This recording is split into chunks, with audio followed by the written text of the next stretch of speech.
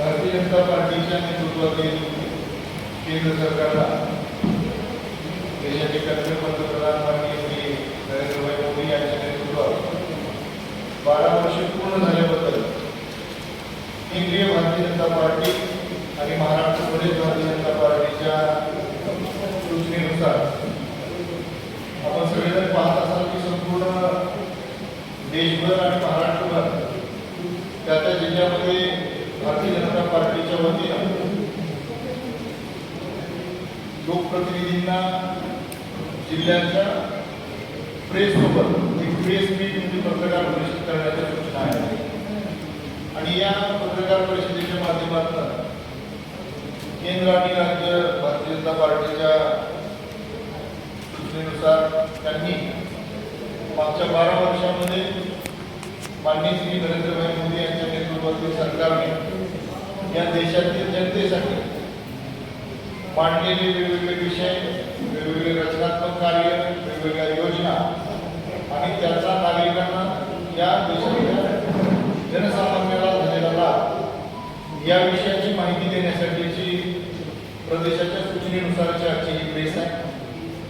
या प्रेससाठी भारतीय जनता पार्टी महाराष्ट्र प्रदेशकडून माननीय आमदार श्री राणा जगदीश पाटील साहेब यांना या पत्रकार परिषदेसाठी आपण ही पत्रकार परिषद घ्यावी म्हणून प्रदेशाने सुचवलेला आहे. मी माननीय श्री राणादादांना विनंती करतो की आपण नरेंद्रभाई मोदी सरकारची 12 वर्ष भारतीय जनता पार्टीच्या नेतृत्वातील सरकारची 12 वर्ष विश्वास, विकास व जनकल्याण या विषयावर आपण ही पत्रकार परिषद घ्यावी. धन्यवाद. आपल्या सर्वांचं आणि पावसाचं स्वागत आहे. मी येताना पाऊस बघून आला, थोडीशी कंजूशी दिसते. आता दत्तभाऊंनी सांगितल्याप्रमाणे आदरणीय नरेंद्र मोदी साहेबांना 12 वर्षापेक्षा जास्त कालावधी आता पंतप्रधान म्हणून झालेला आहे. लॉंगेस्ट सर्विंग प्राईम मिनिस्टर म्हणून आपल्या देशामध्ये त्यांना जनतेची सेवा करण्याची संधी मिळालेली आहे आणि या परिस्थितीमध्ये आपल्याला सुरुवातीला सांगताना आनंद वाटतो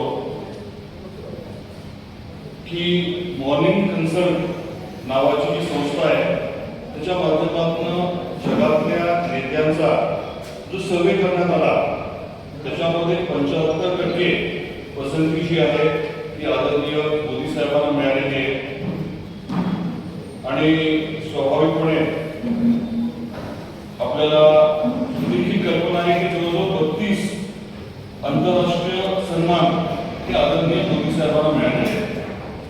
मी सुरुवात या विषयाने यामुळे केली की त्यांनी केलेलं जे काम आहे देशामध्ये तर आपण बघितलंय, रोज पदोपदी आपण त्याचा अनुभव घेतोय. मग तो रस्ता ज्याचा आपण वापर करतोय, वीज जी आपल्याला अत्यावश्यक आहे, रेल्वेचं नेटवर्क आहे आणि खास करून डीबीटी सारख्या योजना आहेत.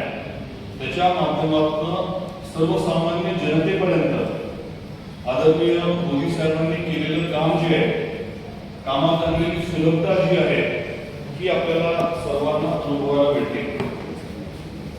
परिस्थिती आता अशी आहे की अनेक राज्यांमध्ये भारतीय जनता पार्टीचं सरकार आहे, सलग सरकार आहे आणि फक्त विभाजनच केलं जातं असं नाही, तर त्याच सत्तेतल्या लोकांच्या माध्यमातून लोकार्पण देखील केलं जातं. सांगण्यासारखे खूप सारे मुद्दे आहेत, बरेच मुद्दे मी आता सांगेन आणि त्यातले काही विषय असतील त्याबद्दलची आपल्याला टिप्पणी देखील आवर्जून मी देणार आहोत. आज आपल्या एनडीएच्या माध्यमातून 22 राज्यांमध्ये जनतेची सेवा करण्याची संधी ही उपलब्ध झालेली आहे आणि आश्वासनांपुरतं काही मर्यादित न राहता कामं जी आहेत ती होताना आपल्याला मोठ्या प्रमाणामध्ये आता दिसत आहेत. सबका साथ, सबका विकास, सबका विश्वास आणि सबका प्रयास हे फक्त शब्दांपुरतं मर्यादित तर राहिलेलं नाहीये. आपणही बघताय प्रत्येक योजना जी आहे ती समाजातल्या सर्व घटकांसाठी आहे, सर्व जाती धर्माच्या लोकांसाठी आहे आणि ती शेवटपर्यंत पोहोचते. अगदी आपल्या सन्मान योजना जी शेतकऱ्यांची किसान सन्मान योजना आहे त्याचा विषय असेल किंवा शौचालयाचा विषय असेल, घरकुलाचा विषय असेल, प्रत्येक मुद्द्यामध्ये देशभर योजना ज्या आहेत त्या पोहोचत आहेत. आरोग्याच्या योजना असतील, विम्याच्या योजना असतील, ते सर्वांपर्यंत पोहोचत आहेत याची आपल्याला देखील कल्पना आहे. आणि 100% लाभ जो आहे तो शेवटच्या व्यक्तीपर्यंत पोहोचवण्याचा प्रामाणिक प्रयत्न केला जातोय याचं देखील मला आवर्जून आपल्याला सांगायचं.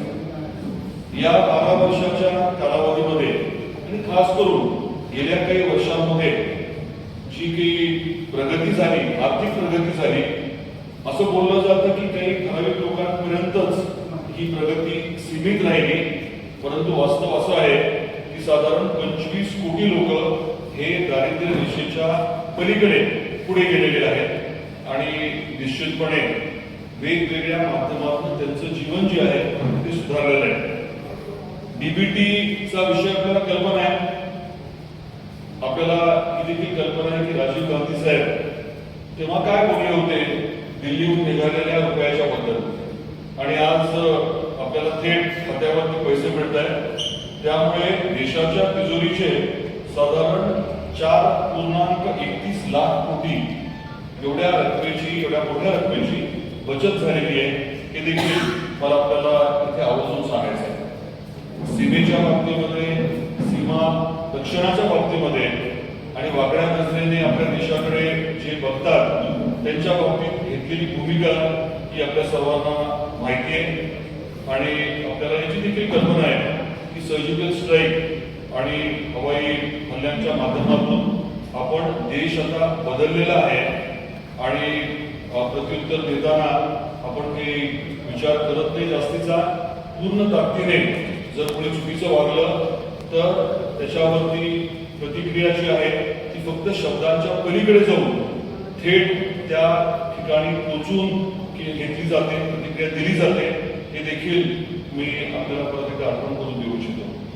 पश्चिम बंगालमध्ये जे चालू होतं तिथे कटमनीवाला प्रकार, प्रचंड भ्रष्टाचार जो होता, दहशत जी होती ती देखील आता मिटलेली आहे.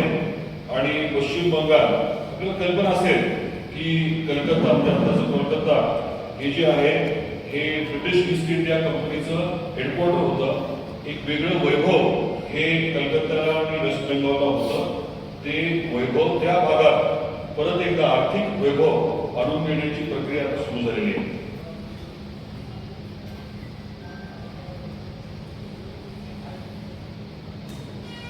जनकल्याणाच्या वेगवेगळ्या योजना आहेत त्याच्याविषयी आपल्या सर्वांना कल्पना आहे.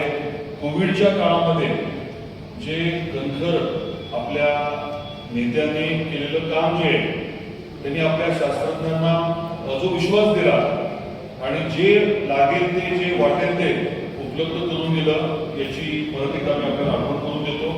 आणि त्या कालावधीमध्ये, त्या कठीण परिस्थितीमध्ये आपण या सरकारच्या माध्यमातून बघितलं की फक्त वेगवेगळ्या किट्स आणि वॅक्सिनच्या पलीकडे जाऊन त्या कालावधीमध्ये 81 कोटी नागरिकांना मोफत धान्य रेशन पुरवण्याची जी प्रक्रिया आहे ती सुरू करण्यात आली. अजूनही ती चालू आहे. आणि त्यामुळे आपल्या देशामध्ये कुणी घेतलेला म्हणजे काही अन्न न खाता झोपला अशी परिस्थिती देशभरात कुठेच उरलेली नाहीये. हे देखील मला आपल्याला आवर्जून सांगायचं होतं. आयुष्यमान भारतचे 60 कोटीपेक्षा जास्त आरोग्य कार्ड जारी करण्यात आलेले आहेत आणि प्रधानमंत्री सुरक्षा विमा योजना जी आहे ती साधारण 58 कोटी लोकांपर्यंत ही इन्शुरन्सची योजना देखील पोहोचलेली आहे. घराच्या बाबतीमध्ये आपल्या सर्वांनाच कल्पना आहे की घर हे कुठल्याही कुटुंबासाठी अतिशय महत्वाचं असतं आणि प्रधानमंत्री आवास योजनेच्या माध्यमातून 4 कोटीपेक्षा जास्त कुटुंबांना पक्की घरं ती उपलब्ध झालेली आहे. आणि ही प्रक्रिया आता निरंतर चालू आहे याचं देखील आपल्याला निश्चितपणे माहिती असणार आहे.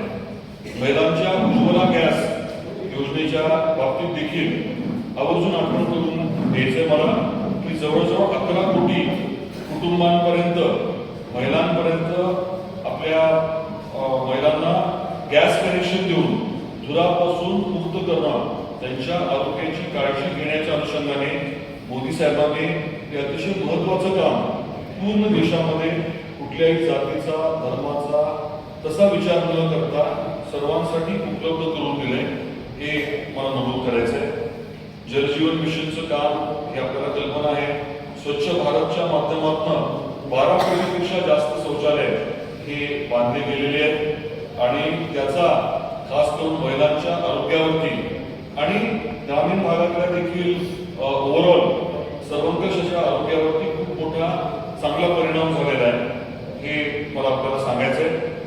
आपण अगदी आपल्या धाराशिव शहरामध्ये देखील बघितलं की जे पथ विक्रेते आहेत म्हणजे फुटपाथवरती किंवा आपल्या गाड्यांवरती जे व्यवसाय करतात, ज्यांचं म्हणजे कोणीच त्यांना मदत अशी करत नसतं, खास करून बँका ज्यांना खाजगी सावकारांकडनं किंवा कोणाकडनं तरी खूप जास्त व्याजदराने पैसे घ्यावे लागत होते, अशा लोकांसाठी प्रधानमंत्री स्वनिधी योजना सुरू झाली आणि जवळजवळ 74 लाख असे जे विक्रेते आहेत त्यांना या योजनेचा लाभ मिळाला.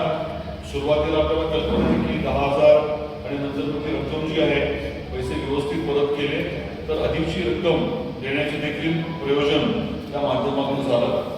मुद्रा योजना आहे, लहान व्यावसायिकांसाठी जी योजना आहे याचा देखील खूप मोठा लाभ झाला आणि आपली पंतप्रधान विश्वकर्मा योजना जी आहे त्याच्या माध्यमातून 30 लाखापेक्षा जास्त लोकांना जो आहे तो फायदा झालेला आहे.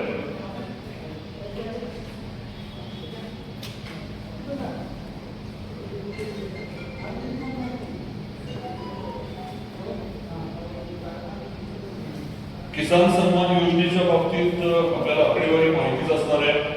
11 कोटीपेक्षा जास्त शेतकऱ्यांच्या खात्यामध्ये साधारण 4.3 लाख कोटी रुपये हे जमा झालेले आहेत आणि किसान क्रेडिट कार्डच्या बाबतीत देखील 4.30,00,000 कोटी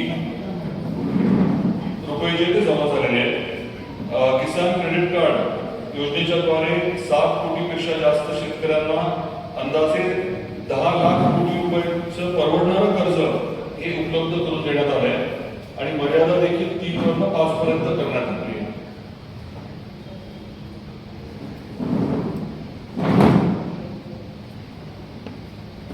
लखपती निधी योजना हे नाव तर आपण ऐकलेलं आहे आणि त्याचा फायदा जो आहे तो 3 कोटीपेक्षा जास्त महिलांना देशभरामध्ये पोहोचलेला आहे.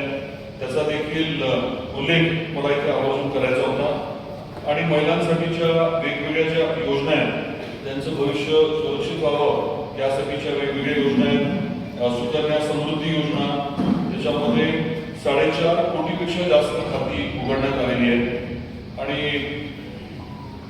एक आता वेगळा विषय देखील आपल्या सर्वांच्या समोर मांडायचा आहे तो म्हणजे सुरक्षा दल जे आहे, सुरक्षा दलामध्ये अधिकारी महिला अधिकाऱ्यांची संख्या जी आहे ती केवळ 3,000 होती, ती आता वाढून 11,000 पर्यंत पोहोचलेली आहे. खूप मोठा तो फरक आपल्याला जाणवण्यासारखा तो मोठा फरक झालेला आहे. पंतप्रधान सूर्यघर मोफत वीज योजना याच्यामध्ये 1 कोटीपेक्षा जास्त घराच्या छतावर हे सौर ऊर्जेचे जी यंत्रणा आहे ती बसलेली आहे. विकासाच्या बाबतीमध्ये आपले यशस्वी पंतप्रधान हे स्पष्टपणे सांगतात की विकास हे आमच्यासाठी 24 तास 7 दिवस आणि 12 महिन्याचा अभियान आहे. हे अभियान जे आहे ते निरंतर चालू आहे आणि ज्याची आम्ही पायाभरणी करतो त्याचे उद्घाटनही करतो. मी मगाशी म्हटल्याप्रमाणे आपल्याच राज्यामध्ये असे अनेक प्रचंड मोठ्या नवीन विशाल प्रकल्पांची पायाभरणी देखील आपल्याच माध्यमातून झाली आणि त्याचं लोकार्पण देखील आताच्या पिरियडमध्ये त्याच पद्धतीने होते. ड्रिपच्या बाबतीमध्ये ड्रिप इरिगेशनच्या बाबतीत आपल्या सर्वांना कल्पना आहे की त्याचं महत्त्व किती मोठं आहे. पाण्याचा योग्य वापर करण्याच्या अनुषंगाने 2015-16 पासून आतापर्यंत जवळजवळ 109 लाख हेक्टर पेक्षा जास्त शेतजमीन जी आहे ती सूक्ष्म सिंचनाच्या खाली आलेली. 109 लाख पेक्षा जास्त. त्याच पद्धतीने आपण नॅशनल हायवेचं काम बघतोय. राष्ट्रीय महामार्गाचं काम जे आहे ते अतिशय ताकदीने नियोजनबद्ध चालू आहे. आपलेच आदरणीय नेते नितीन गडकरी साहेबांच्या माध्यमातून एक कमालीचा फरक पडलाय.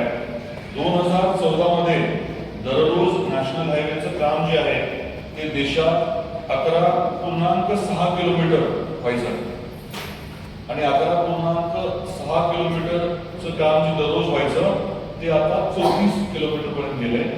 आणि गडकरी साहेबांचं लक्ष अगदी 40-50 किलोमीटर पर्यंत नेण्याचं आहे. हे त्यांनी अनेक वेळेस आपल्याला भाषणांमधनं आणि चर्चेमधनं सांगितलेलं आहे. रेल्वेच्या बाबतीत आमूलाग्र बदल झालेला आहे आणि आपण सर्वांनी तो निश्चित अनुभवला आहे. आपल्या जिल्ह्याच्या बाबतीत मी नंतर बोलेनच, परंतु मूळ मुद्दा असा आहे की वंदे भारत सारखी ट्रेन आता जवळजवळ 164 वंदे भारत एक्सप्रेस जे आहे ते यशस्वीपणे आता कार्यरत आहे आणि दर आठवड्याला महिन्याला संख्येमध्ये वाढ होतीये.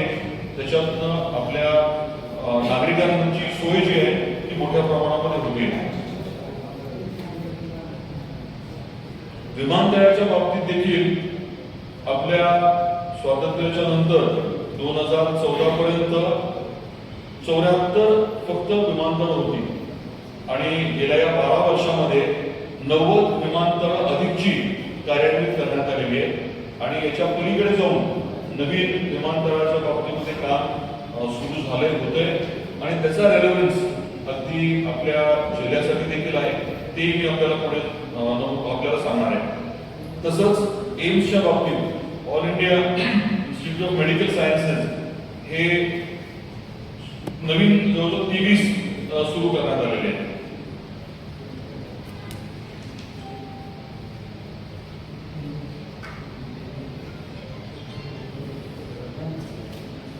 काही महत्वपूर्ण इतर विषय देखील झाले.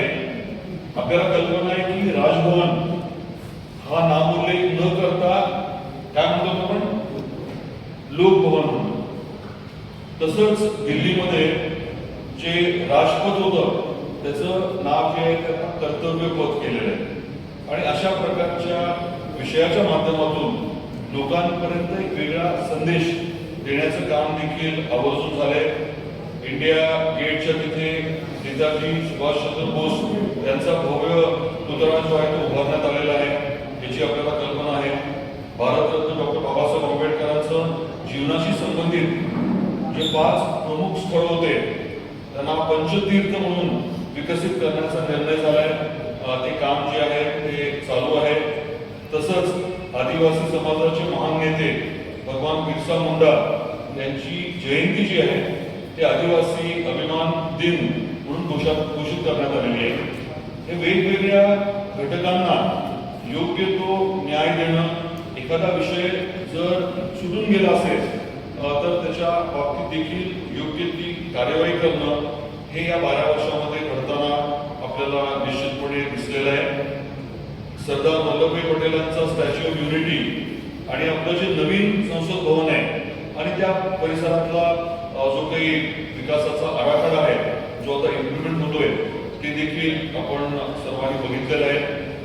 मुघल गार्डनचं नाव बदलून आता त्याला अमृत उद्यान हे नाव दिले आहे.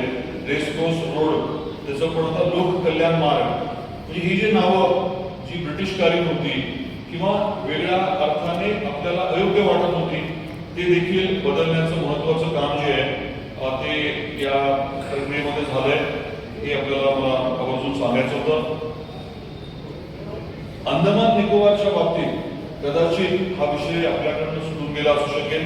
ते देखील जनतेपर्यंत जायला हवं की तिथे जे 21 बेट आहेत त्यांना आपले जे परमवीर चक्र विजेते आहेत त्यांचं नाव देण्याचा एक अतिशय वेगळा अभिनव आणि महत्वाचा उपक्रम आदरणीय मोदी साहेबांनी राबवला. पोर्ट ब्लेअरचं नाव देखील श्री विजयपुरम असं करण्यात आलेलं आहे आणि देशभक्तीची भावना जागृत करण्यासाठी अनेक वेगवेगळे विषय जे आहेत स्मारकांच्या माध्यमातून उभे करण्यात आलेले आहेत.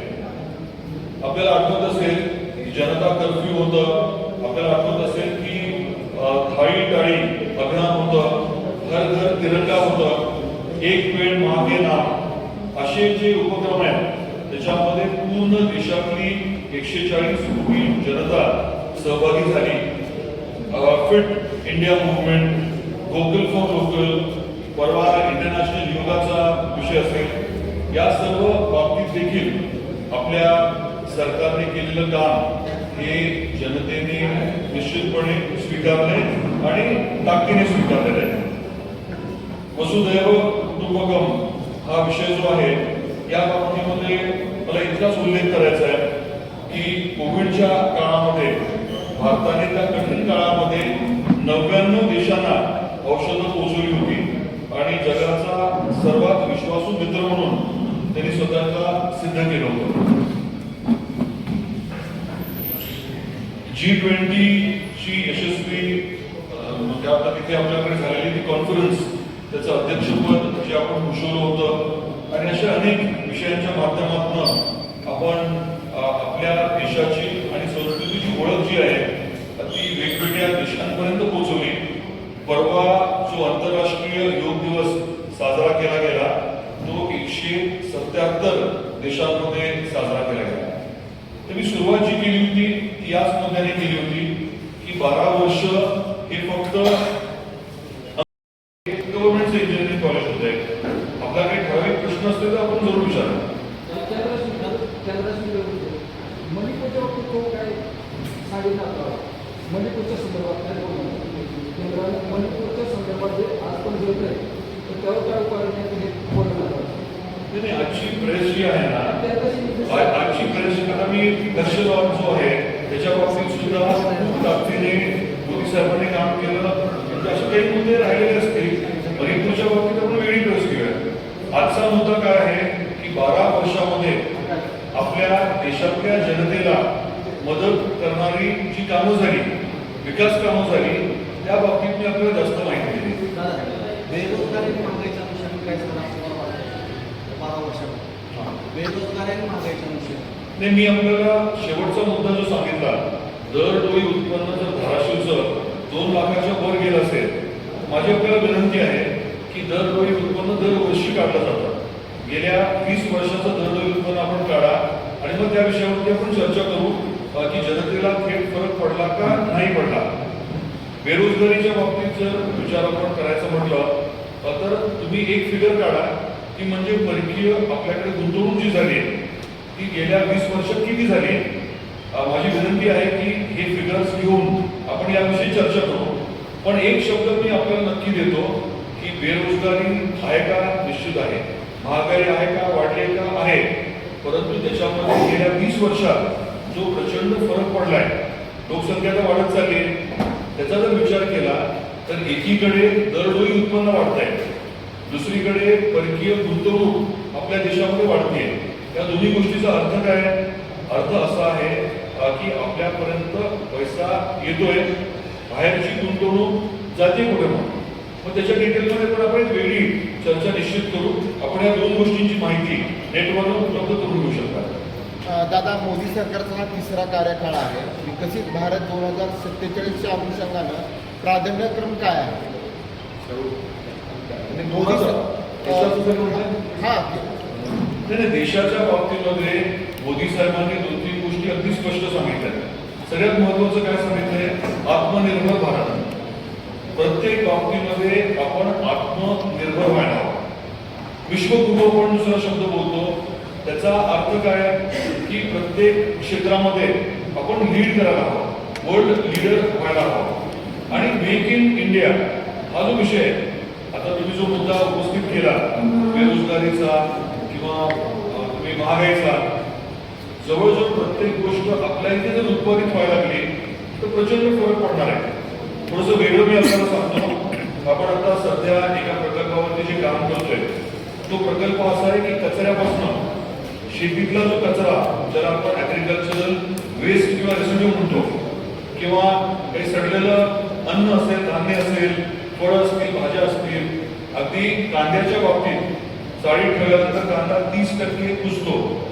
तर हे सगळं साधारण 5 रुपये किलोने विकत घेऊन, अगदी बघायचं होता, 5 रुपयाने विकत घेऊन क्रूड ऑइल बनवण्याची तंत्रज्ञान विकसित झालंय. आता माझ्या एका गाडीमध्ये मी त्याचं डिझेल वापरतोय. डिझेल कशापासून बनवले तर शेतातला जो अवशेष असतो, कचरा असतो, त्याच्यापासून बनलेलं डिझेल. म्हणजे याचा फायदा काय होतोय? एक म्हणजे भारतातलं तंत्रज्ञान आहे, मेक इन इंडिया होते. दुसरं म्हणजे आपण आत्मनिर्भर होतोय. कुठून तरी आगामी देशातनं पेट्रोलियम क्रूड आणण्याची गरज पडत नाहीये. आणि तिसरीकडे शेतकऱ्याचं उत्पन्न आपण वाढवतोय. तर असे जे प्रकल्प आहेत, सीबीजीचा प्रकल्प आहे, त्याच्यामध्ये आता नेपियर ग्रासचा विषय आपण घेतोय, तर हे सगळे विषय जे आहेत त्याचा फरक पडणार आहे.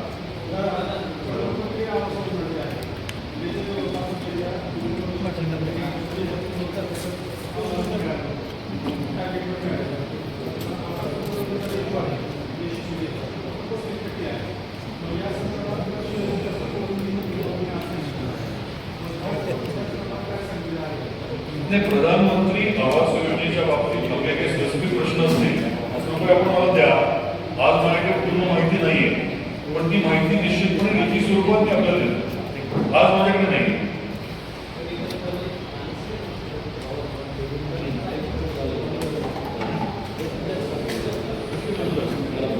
त्याने मेडिकल कॉलेजची ठरलेली जागा आहे, आपल्या ITI जागा आणि रस्त्याच्या पलीकडे जलसंपदाची जागा, असं साधारण 30 एकरचा कॅम्पस होतोय. ती जागा थोडीशी वाढवण्याचा माझा प्रयत्न आहे.